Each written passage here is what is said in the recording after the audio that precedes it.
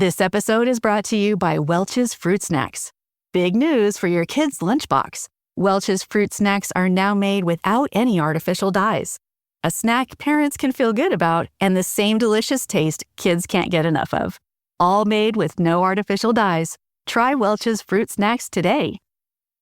K-pop Demon Hunters Haja Boys breakfast meal and Huntrix meal have just dropped at McDonald's. They're calling this a battle for the fans. What do you say to that, Rumi? It's not a battle. So glad the Saja Boys could take breakfast and give our meal the rest of the day. It is an honor to share. No, it's our honor. It is our larger honor. No, really.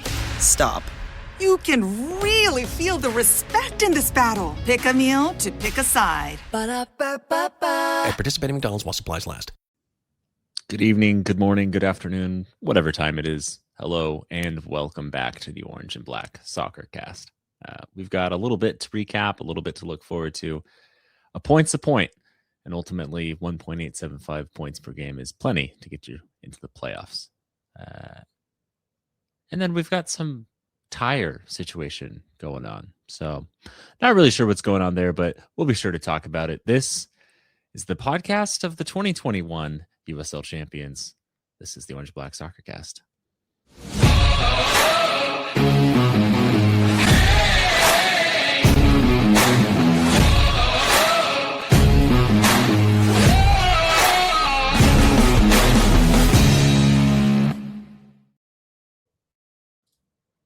Welcome, everybody.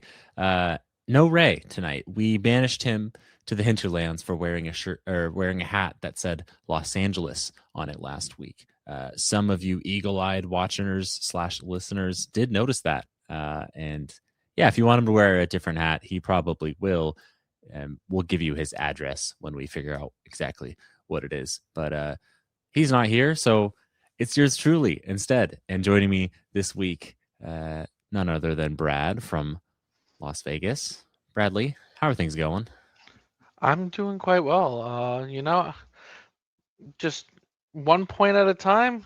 We seem to be crawling up the standings, and we're doing it in probably a way I don't think any of us expected at the beginning of the year. Expand on that, if you will. We don't score many goals, and our defense has been playing a lot better than I think a lot of people were expecting. I think that's pretty fair. Now, 1 point at a time, good enough for Orange County, perhaps. One piece at a time, famously good enough for Johnny Cash. So who knows? The man in black might have been right all along. Also joining us after what was probably the worst segue you could probably imagine, Matt, you can light me up. How'd you feel about that one? Oh, great. Fantastic. Yeah, I was wondering why Ray wasn't here, and I was like peeping the NBA schedule. I was like, oh, maybe the Clippers play tonight or something, but yikes, they don't. They're not in the dance, so it's a mystery where he is. Yeah, it's a tough. Like it's a weird game. It's similar to a couple weeks ago where it's like I don't feel bad about the game, but I also don't feel great. So, we got the point against a decent team that at least they looked a decent team. I don't know if we made them look decent or not. So I guess it'll remain to be seen where they finish at the end of the year, as well as us. But yeah, fine weekend. It's a fine weekend. We'll take fine. Sometimes you can't win every single match as much as we certainly would love to win every single match. I really quickly, while we get into this one, just want to shout out our Spanish language written content. Caesar's been doing a lot of work, greatly appreciative of it. And either you can, presumably read because it is written, but if you speak Spanish, perhaps give it a watch, give it a read, or just consult a translating service and give his thoughts a read, because I feel like while he hasn't always been super high on Orange County this season, he did have the best possible take coming away from this weekend. So I'm not going to spoil it. OCSCpodcast.com. Go give it a read. Now let's head into let's take a look at how this match went. Lexington, of course, they're down an eighth. at the moment. So you're actually not going to see them quite on this little standings thing we've got going here. But they've got 6 points from 7 matches, 3 draws, 3 losses, and a singular win. I don't know why I put them in that order. Please do not complain at me. My apologies. But I do think they actually set up pretty well to play against an Orange County team. They were passive defensively, I think is an accurate way to put it. And I think that is a worthwhile thing to do at this point in the season. And I think it's a worthwhile thing to do against a side that has looked very good and transition. Brad, what were your takeaways from, I'll just take the whole match here. Yeah, kind of looking at the whole match here. First of all, like I said at the beginning of the show, it was a goalless affair.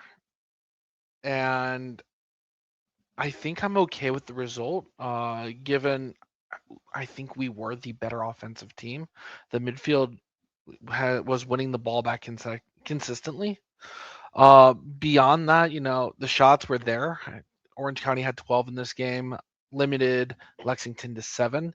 And it's just finishing those attempts that Orange County still struggles with. But look, the defense is playing absolutely phenomenal. Rando is playing very well himself, and there's really not much more to complain about except the goals will come. It's fair. Again, we'd love to win every match. We'd love to win every match 3 or 4-0 as well. It didn't happen here, but Jameer Johnson came very close to opening things very early on. And I think it's also worth noting that Orange County is still a side that's trying to get a whole bunch of players fit and is missing some, I would say, important pieces, or at least, has them playing out of position. Matt, overall, no goals, but it's a far cry from the chaos in London at the moment. So, take away from, I'm so sorry I had to. Tough day today. Like I said earlier, like I said, we've had a couple games this year where we're not scoring the goals we want, and we're not like an offensive powerhouse by any means, but it's not like we're not creating chances at all. It's not like we're making it rain chances, but at the same time, we're not like bunkered down, holding teams off, like creating one chance per game where it's like some, long ball counterattack and we're just getting absolutely dominated. Like we're having some back and forth games. We look decent in 2 out of 3 phases, if not great. The midfield is controlling games decently well. The defense has been rock solid. So, the goals hopefully will come. And like I said, we're creating some chances. A couple things go to, slightly different way. We're looking at a 1-0 with another solid win. Jameer puts that chance away. A couple other chances in the second half. So, yeah, I mean, it's just one of those like things where I think like just keep it going. Keep, build some momentum. Don't make any like hasty changes. Hopefully, a couple players, like you said, come back, and especially like Jameer gets going. Duty gets going. A couple other players like start to get a little, time and fitness and all that under their belt. Like we could be getting those 1-0, 2-0 wins a little more often. And it's like I said, it's not great, but it's fine. Like that's how I felt Saturday. It was fine. That's fair. I do think that ultimately Orange County probably loses this match last year. I think we came up against much less organized defenses last year and just didn't really have anything going forward. We just couldn't quite get that break. I don't think it's time to panic because it's 0-0. I think we still played well, and things are still positive. I do want to reinforce Orange County is, once again, still top of the West at this point in the season. So I know it's early. We are just past the quarter. We've played just more than 25% of the season at this point. Brad, just where did you think Orange County was going to be versus first place in the West? Honestly, I thought we'd be sitting in the kind of cutoff between 4th and 5th, looking at that playoff game at home. Obviously, we have played 2 more games than current 3rd place El Paso and I believe opponent for the week. No, Yes. Yes. Yes. But that doesn't necessarily mean that everything's been perfect, even though we're sitting in first.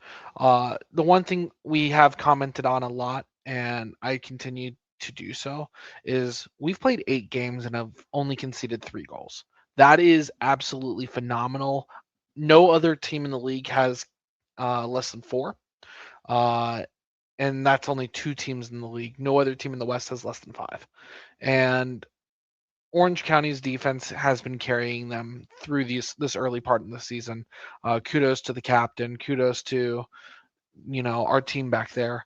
The offense, like we have said, will find its way. We have had Jameer Johnson, who is our youngest player on the team, go on abroad duty, playing for the youth national team. There has been a little bit of switching back and forth between who's playing that position. Balls haven't necessarily been finding the box consistently, but everything's been absolutely stellar. And I know I might be jumping the ball a little bit here, but if producer Andy has the graphic, there it is. This is going to be shown on everybody's screens over the weekend. This is something the league put together as a weekly feature. They've been doing this for every game, and Orange County's defense has been the number 1 defense in the league. I can't believe I'm saying that over the past couple of years, but 0.72 expected goals against across 8 games is absolutely incredibly low. Dylan, did you think the defense would be like this point in the season? No. Let me put it this way. I think the last time Orange County's defense was this good was 2021, the second half of the year, if it wasn't obvious. But things are going well. Brad, did you have more to elaborate there, or was that the end of your? No, I'll go ahead. I'll go ahead and ask this to Matt before we do look towards the next couple games of the year. But Matt, what we've talked a lot about the defense of the game. What's missing on offense, in your opinion, to get that 8th, 9th, 10th goal that we've only had 7 on the year so far? Ooh, it's hard to say. The way we're playing, I don't know if I would change much, just because you want to keep that defensive solidity. So, what I'm tempted to say is a Duty coming, a very attacking right back, would I think help a lot in the offensive phase. The problem is that could also leave us open defensively. So, would there be a little bit of a, something that kiss curse type of thing is kind of what I'm looking for. Is I don't know if I'd want to give up the defensive solidity to get that. I think Jameer Johnson also could offer a lot of width, so that's why I'm really excited to see him get up and running.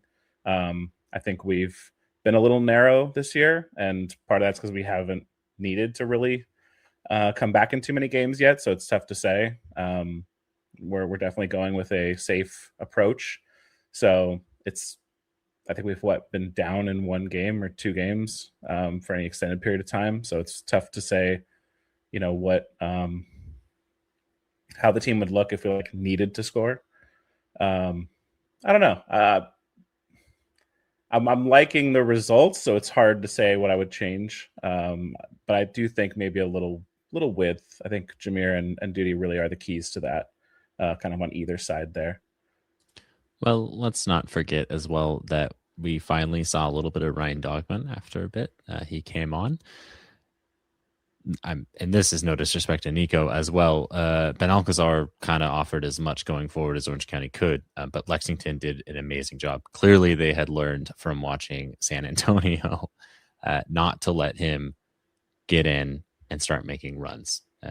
And you know what? If you wait for a winger or a fullback to get a little bit lazy or a little bit tired and make a mistake, Orange County might win this game 1 goal, 2 goal.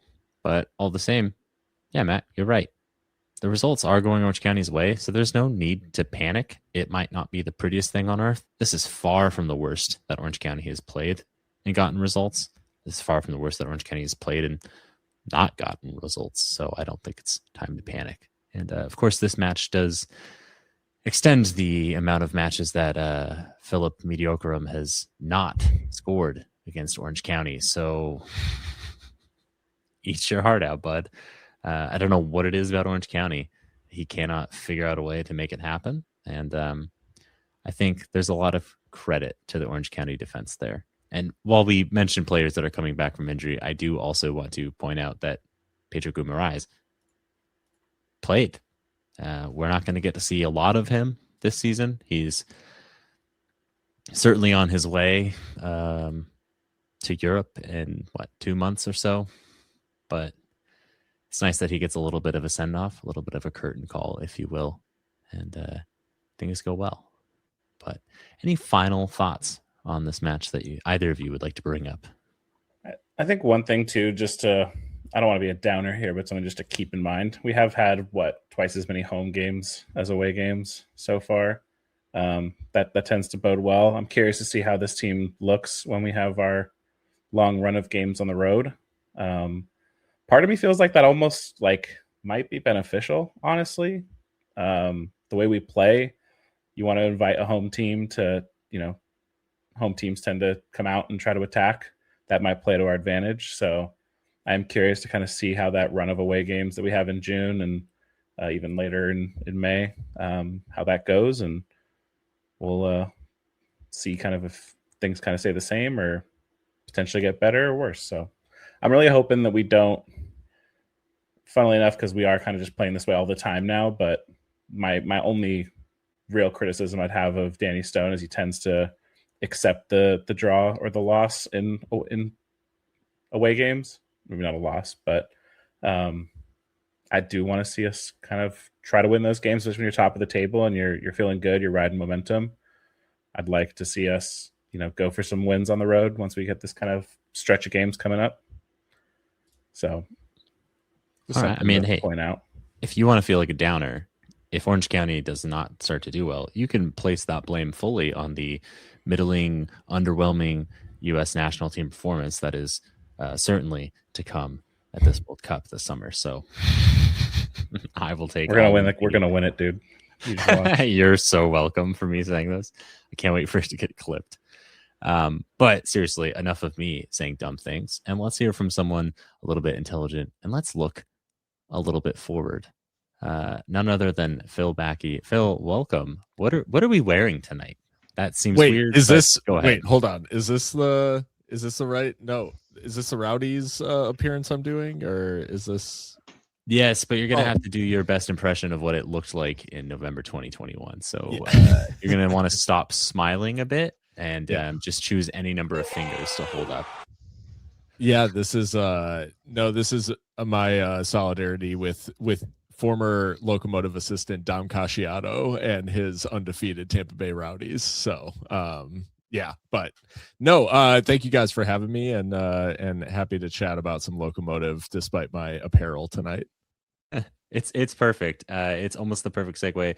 If you hadn't already figured it out, yes, Phil is loco about Locomotive. That's probably the worst possible thing I could have said here, but I did it, unfortunately. I mean, we do it every time. So yeah, Seriously Loco is our podcast, so we lean into the Loco. Feel free to use it. I do appreciate I'm like laying down these really awful things, and you're picking them right on up and making them gold. Phil, I know it's not technically a league match, but all the same, we really only have league form to go off of. How have things been going for El Paso this year? What does 13 points look like? Yeah, it's been a very strong start. It's been I think stronger than I probably would have predicted at the beginning of the season.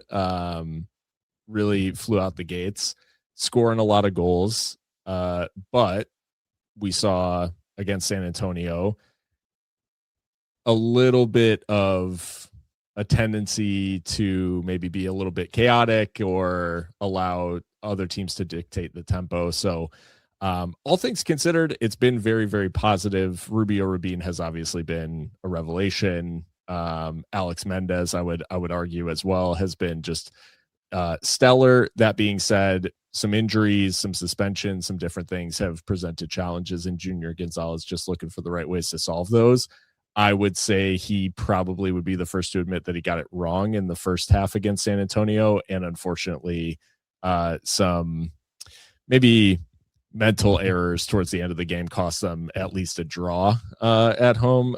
That being said, losing the undefeated streak and I think being brought down to earth a little bit this week with a loss in the Open Cup and then a loss at home to San Antonio, I think it coming at this time is actually probably not a terrible thing in that they'll need now to refocus and it maybe bring some things into more clarity for Junior and his team selection.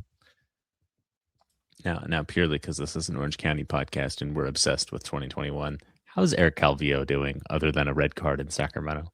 So Eric is thriving, I would say. And he's a guy, he's been at El Paso now for, this is his 5th season, I think, in at Locomotive, which is pretty crazy. He has been re-energized and rejuvenated, I would say, by Junior Gonzalez and by playing primarily in a midfield 3, which is where we've seen kind of the best of Eric, playing a bit of a freer role with a defensive midfielder behind him. He had been asked to do a lot of this double pivot or playing in a 2, with a back 3. And that's a lot of ground to cover, a lot of defensive roles. And Eric he's been off to a very strong start. He's got a couple of goals in all comps. And he's just been a joy to watch when he's got the freedom to get a little bit further forward, because I would argue that there's probably very few players in the USL Championship that can strike a ball as clean as Eric Calvillo. And it is a joy to get him within, 20, 25 yards of the goal and watch him have a hit. Thank you. I really just wanted to hear you say nice things about him. He was obviously instrumental for us, and I just hope he doesn't haunt us. You've kind of talked about some positives there. You've talked a little bit about maybe negatives outside of the chaos, but we've asked this question a handful of our guests this year. 15 minutes into the match, how do we know things are going well for Orange County and poorly for El Paso? You probably have a goal. To be honest, I think basically early on is when Locomotive's been pretty vulnerable, and it's primarily been from either a set piece or some kind of defensive miscue. And I would say the one area where we're feeling pretty unsettled at the moment is in defense and at goalkeeper, because Abraham Romero played against San Antonio FC. It's been a bit of a platoon situation between him and Sebastian Moramora. Moramora is, I guess, his standout game of the season was Sac Republic, a game that Locomotive probably on balance should have lost. They gave up 5 big chances, opted to find big chances in that game, and he saved all 5 of those, which is quite a significant bailing out, I guess. And so Abraham Romero gets the nod. He has a quite poor performance against San Antonio, and so I think they've got to just settle the back line. And I would say the availability of Kofi Chumasi is probably instrumental as well. He's been the guy in defense, which is not something I necessarily would have seen or said at the beginning of the season. He was good last year, but he's been kind of the linchpin and in Junior being able to play his system. But yeah, if things are going poorly in the opening 15, Locomotive has probably already conceded, because they've had a penchant for doing that this year. Hey Phil, it's Andy. You said the name 6 times. Is that Abraham Romero, the goalkeeper formerly of Orange County Soccer Club? Did he play for Orange County? He did. LA. He's got a championship ring from Orange County Soccer Club. Wait, so he was behind Rakowski at the time? Yeah. Okay. I did not know he was on El Paso, so I had to make sure I came in and clarified who you were talking about. Thank you. That is him. He's got some long locks these days, which actually led to a bit of confusion with all of the conversation around Cristo Fernandez, aka Danny Rojas, over the offseason. they have similar hair situations, and we have joked a couple of times about the fact that is this actually Christopher Fernandez like masquerading as Abraham Romero in goal, but no, it's yeah, I guess that is him. I knew him, from his lone stint at Colorado Springs. I guess I didn't recognize his history with Orange County, so shame on me. It's okay. What we're learning is there's a safe home for Orange County players in West Texas, which is nice. Yeah. Brad, I believe you have a question, so fire away. Yeah, so Dylan kind of covered the bad, but, obviously being in third place with 6 games in hand, things seem to be going pretty well for El Paso. So I'm going to flip Dylan's question. He asked, what's going wrong if El Paso has given up a lead or is going to lose the game? What needs to go right early in the game to know El Paso is doing well? I think the thing that kind of dictates is if the midfield is controlling the tempo. So if Locomotive get the ball on the ground, play through the lines, particularly with a combination of, there are a few players who can be involved, but I would say, if they start the game and Alex Mendez, Eric Calvillo, and Robert Coronado are involved to some extent, then it's probably a decent start.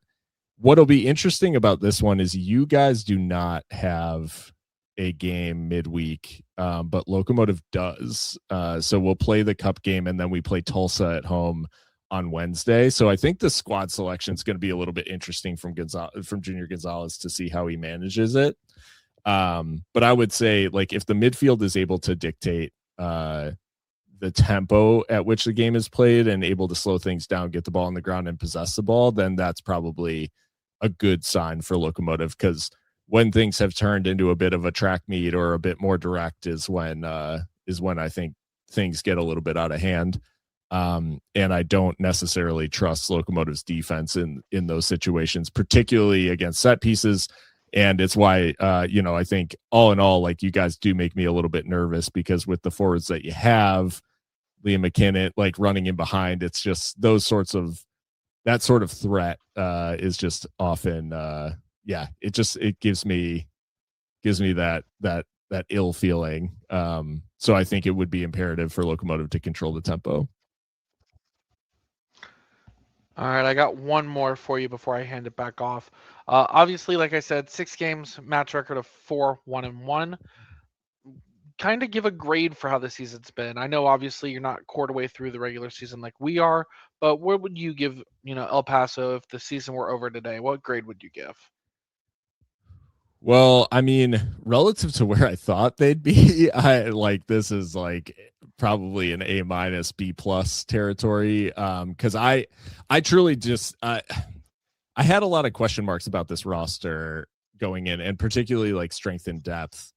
I've had those fears a little bit. I feel a little bit better maybe now than I did, but I would say the one real weak area, or area where I still want to see some improvement, would certainly be just defensively and the quality of chances that Locomotive concede, because we just feel like it feels like we kind of keep teams in it, even when I think San Antonio is a good example where we concede 3 goals from less than 1 xG and unfortunately only score the 2.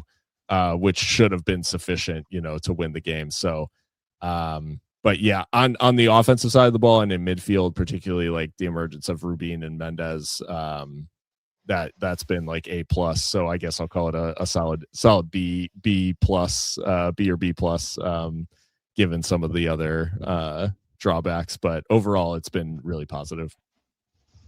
All right. Thank you so much. I'm going to go ahead and hand things off to Matt. Yeah, man. I'm trying to think of a way to make this a question, but it's kind of more just a conversation starter, I guess. You've alluded a lot to the chaos ball that seems to kind of be happening. We look at, funnily enough, the 16 goals for and 8 conceded, whereas we're pretty much the exact opposite. It's almost like a chaos versus team that plays it safe. What is that? Is that down, do you think, style, or is that down to personnel? Just how games have gone? Can you expound upon that a little more? Yeah, I would say, I mean, the goals for is down to, I would say, personnel. Like, I think the way that Armando Moreno, Rubio Rubin, and Alex Mendez have started the season has been just like, when they are all firing, they're going to put a lot of goals past people. There's just a lot of talent there. And they all seem to be clicking quite quickly, which I would say is pretty rare, and maybe for Locomotive has been kind of hard to come by over the last few seasons. So I credit Junior Gonzalez for like setting the team up in a way where they just always feel like a threat.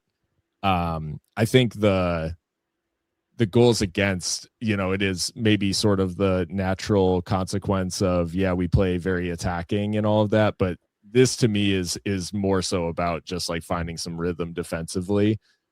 There are some very, very good players in Locomotive's defense, but there's just there's a penchant for the like switching off and allowing goals, like when it feels like maybe against a run of play, or Alex Cronale pulls up from 65 yards and hits one into the wind and scores. So a bit strange. I would say that this does definitely feel, and I think me and my co-host Mika on Seriously Loco talked about yesterday, we chatted about the fact that this really does feel sort of like the unstoppable force against the immovable object. Like you guys have been just unreal defensively, and I think the game against Lexington was something like you allowed 7 shots, and all of the chances that Lexington had were classified as like poor in terms of XG. So that's truly something that like Locomotive's going to have to figure out, because a lot of the teams that we played, I think we've been able to find the ways to hurt them, and mostly it's been on the counter and just playing really rapidly in transition. And you don't strike me as a team that's going to be vulnerable to that more often than not. So it'll be very, very interesting to see how like what the game plan is in terms of creating genuine chances against you guys, who, I mean, 3 goals against is insane. So yeah, it does definitely feel like fire and ice, maybe a little bit two different clashing styles, and we'll see how it plays out on the field. Can I just say that heat map looks interesting? Am I the only one that sees it? All right. Yeah, no, I think it's going to be awesome. I'm going to sense either a one-sided victory for you guys, or something that's real tight. So just kind of depends on how real your offense is and how real our defense is, and this might be a game that kind of reveals what the truth might be, somewhere in between, I would imagine. Okay, so that kind of leads us in, I think, to predictions. We want to get a prediction from you and then from our crew. Yeah, it's tough because I do think it'll be a question of what Junior prioritizes. We saw for Hartford, we had a league match against Hartford and the Open Cup game against Dynamo on Wednesday, and he actually left Rubin and Alex Mendez like in El Paso and didn't travel them. The question essentially becomes like, does he prioritize the league match against Tulsa on Wednesday or the cup match? I'm gonna hedge a little bit and say that you guys win it 1-0, only because I think there's a real possibility that Junior kind of gives a chance to some of the like fringe players in this one, and maybe sends a weakened squad to Orange County with a view to bouncing back in the league against Tulsa. But there's a real argument to be made for sending a full strength squad just so there's not 3 straight losses in all competitions, which could start some heads dropping and stuff like that. But I'll say you guys win 1-0 in a KG match in which Locomotive maybe have a weakened starting 11 that struggles to find rhythm early on and concedes a goal. Probably McKinnon is probably gonna get one past us, but we'll see. I do have a quick question actually to interject. What do you think you guys prioritize? I mean, between league cup. I mean, we've talked a lot about the game itself, but we haven't really talked much about the fact that this is the USL Cup and opening game, at least for us, I think.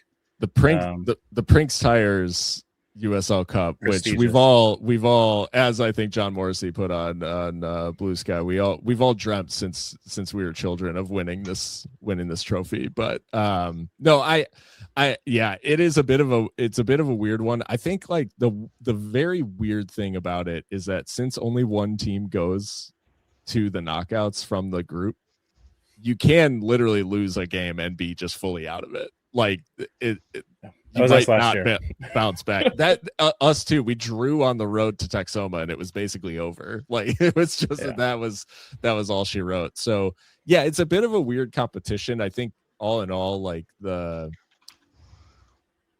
think with us going out of the Open Cup, I have a tendency to think that Junior's going to focus on the league, given the strong start that Locomotive got out to, and what a platform that can build for you, especially with having a relatively small squad. I mean, I think we've got 22 players, so it's one of those things where he's going to have to pick something. But yeah, I personally love this competition. Like I watched, I was in Portland for Hearts of Pine against Riverhounds in what proved to be it was a dead rubber, but it was a lot of fun. Penalty shootout win for Hearts of Pine, and I think it's a great competition. It's a lot of fun, particularly for the League One teams. But I don't know if we've seen enough of it in the championship to truly know what the coaches think. And Junior Gonzalez, his first go in it, so we'll see. Feels like one of those ones where if you do well in it, you're like, this is great, let's prioritize it. But as soon as you lose, like us last year, losing that first game, I think it was, or maybe we drew and then lost. It was like, all right, well, tin pot trophy. Yeah, who cares? Play all the kids. This is a development trophy now. Yeah. Hey, you're spot on. The only thing that matters is the league, because we're both out of the Open Cup, and I can't wait for a vase or vase for some other, the New Rock realty or commercial real estate vase, USL vase at that point, so we can have another cup competition that no one cares about. Get the League Two teams in there. Please just tell me that this trophy will be an actual tire. That would make me so happy. It better be. This is getting into Orange and Black Sarcast After Dark, but if it is a physical tire, do you pour the championship drink into the tire and drink it out? You curl in a ball and get in it, and then drink a beer while you're in it. Just pour it on you, or do you drink it like from the tread? Brad, how do you envision this going? I personally still think it's the anti-Malort Cup. Jägermeister being the previous sponsor. I agree with the tin pot. I've never really cared about this trophy.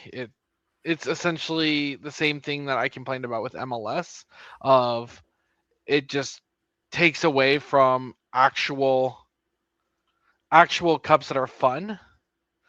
The U.S. Open Cup is special for a reason, and yeah, I just wish it was the real. All right. Well, already out of that maybe one, so that one doesn't Debbie matter Downer over here.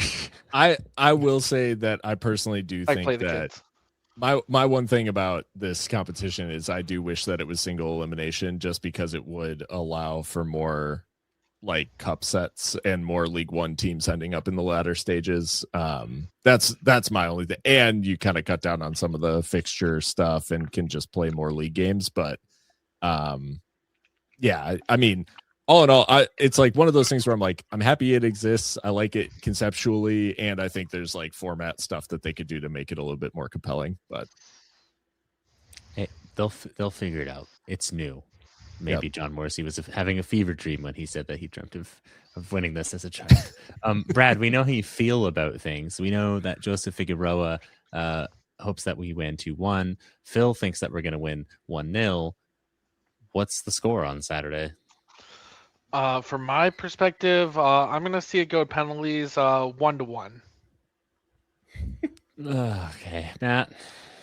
I think we play some kids as well. I think if they do as well, I don't think we'll have our. I think one of those would be Tyson Espy. I think maybe we give Bruin a rest, so that kind of changes things on our defensive solidity.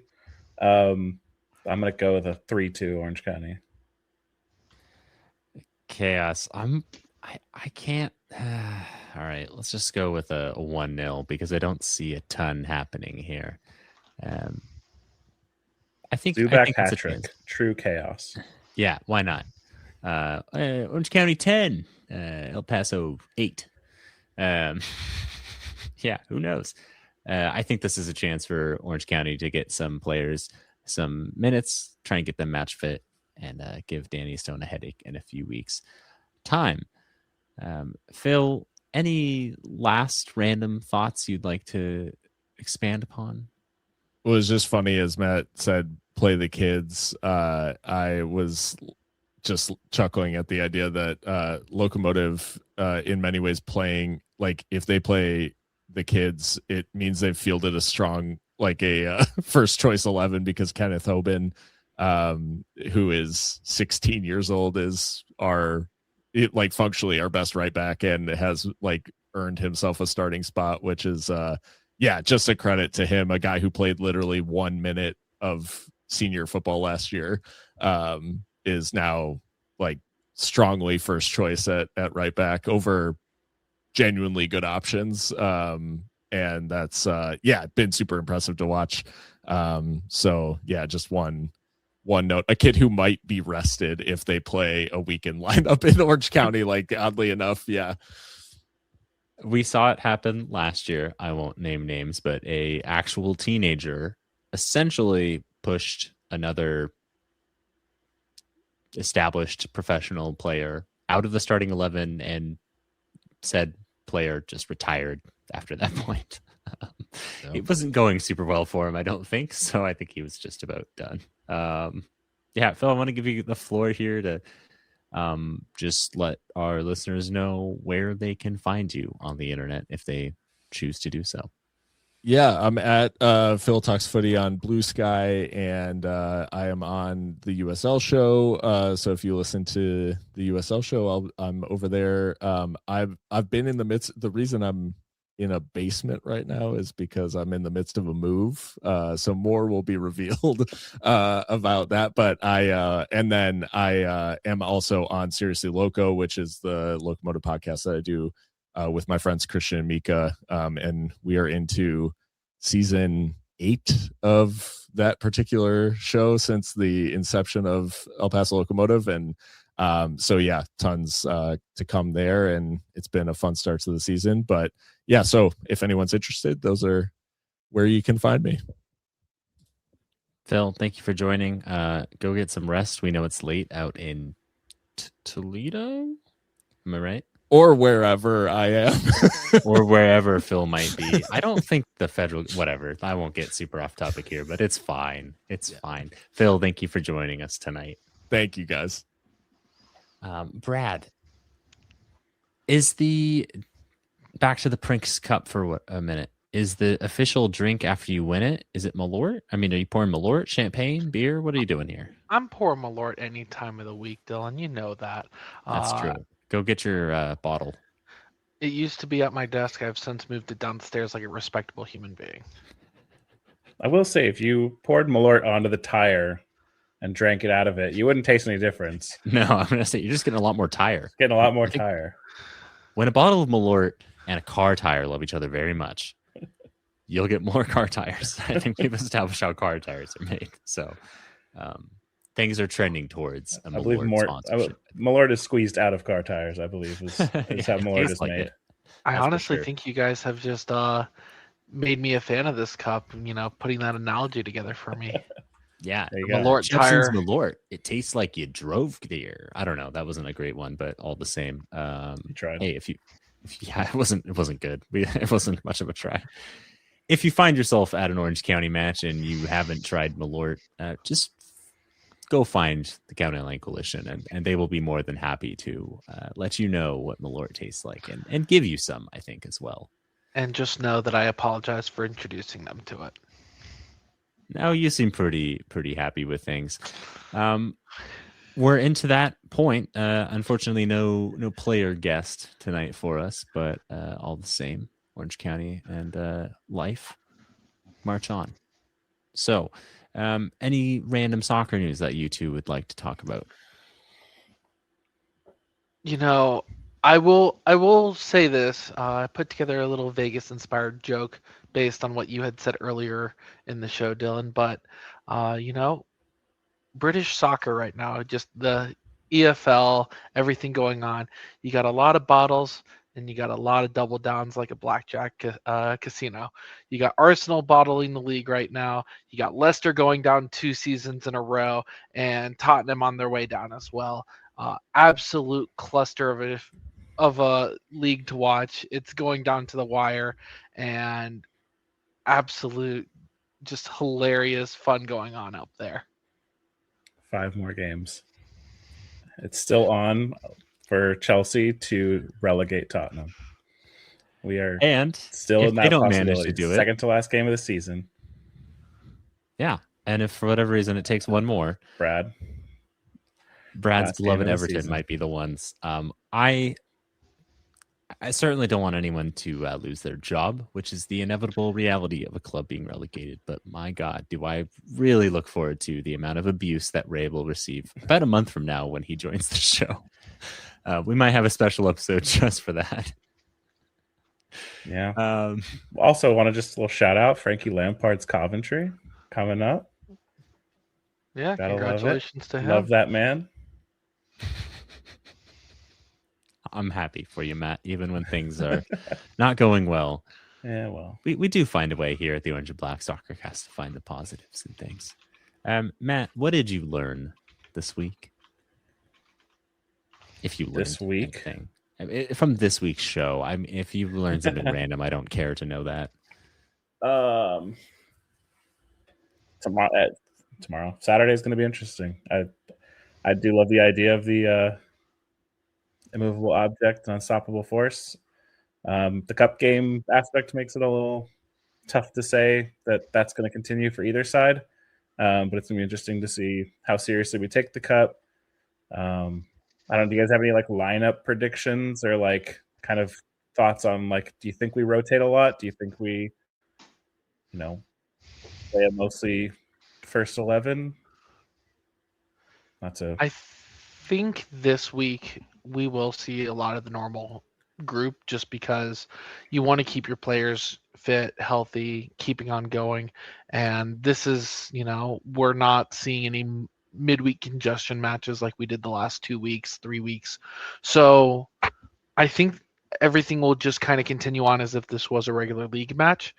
If things don't go in a favorable manner for Orange County, then maybe for the Phoenix Rising matchup in mid-May for the next USL Group 2, we're talking about playing the kids a little bit more. But for the time being, I think you'll see the same starting 11. You'll see maybe a little bit more rotation and flexibility on subs late game, but probably similar. Hey, it might be a Mickey Mouse Cup, but this is Orange County, so maybe it does belong here. I think you're spot on. I don't think you rotate too much here. Maybe you give 1 or 2 guys that really need to get match fit, like a Ryan Dogman, a spot in there. I don't think you rest Tom Brewitt. I think you throw Tyson SB next to him, and you try and make things happen. And you worry about maybe getting everybody super fit 2 months from now if we drop a match here and it's mathematically over in this weird little thing. Brad, throw it over to you. Did you learn anything this week? And if so, what was it? Yeah, I'll do my learning random thoughts. But first of all, we got playoff season going on for stick puck and ball basket. And playoffs have been fun. I was yelling at a TV last night because Carolina Hurricanes had to take 2 overtimes, a refereeing controversy, and everything just to beat Ottawa Senators. but the good guys won in the end. For those of you guys listening, I am wearing a Carolina Hurricanes jersey because I'm an absolute homer. And then I got one piece of not so sad or not so happy news. Hey, for those of you guys who know or don't know, I've been unemployed for a hot minute right now in between jobs. And I'm going to call out the behavior of people when it comes to preparing an interview. And you set time to have a candidate, such as myself, expect a call. Don't ghost somebody. Don't make us worry about what happened. That's just pure professionalism, the bare minimum, because you as a hiring person expects us as the candidate to do the same thing. 100%. Go Duckies also. This is a very pro-labor podcast, if you hadn't already noticed. So while we're on the topic, I do hope there is some movement towards a new collective bargaining agreement. I do hope we end up with something like safe playing surfaces. You can, of course, go look at the state of the pitch that was posted by the Players Association earlier this week. And, maybe if you want to twist the screws a little bit, demand 2% of your or slightly more than 2% of your season ticket value back from the owners of the club and the league, because they're protesting not playing. Anyway, did I learn anything this week? I don't know. Probably, but I can't think of it. I'm just grateful that you were all here. I'm grateful to Matt and Brad for being here this week. I'm grateful to Phil for joining for wherever he is, but presumably not the West Coast, so some future time that is far too late for one Tuesday night. And I'm grateful to you, the listeners of this wonderful show. Without you guys and without producer Andy, none of this would still be happening as we rapidly approach 9 years or something like that, which is just insane to think about. So I just want to take a moment to be grateful and say thanks. Thanks for listening. Thanks for being here. Thanks for complaining about things on the internet at us, about us. What a wild world we live in. And I'm grateful that you choose to spend your Tuesday evenings or whatever time you listen to this with us. So for all of us here at the Orange and Black Soccer Cast, please go read something on our website, ocsepodcast.com. And in the meantime, have a great week. Thanks.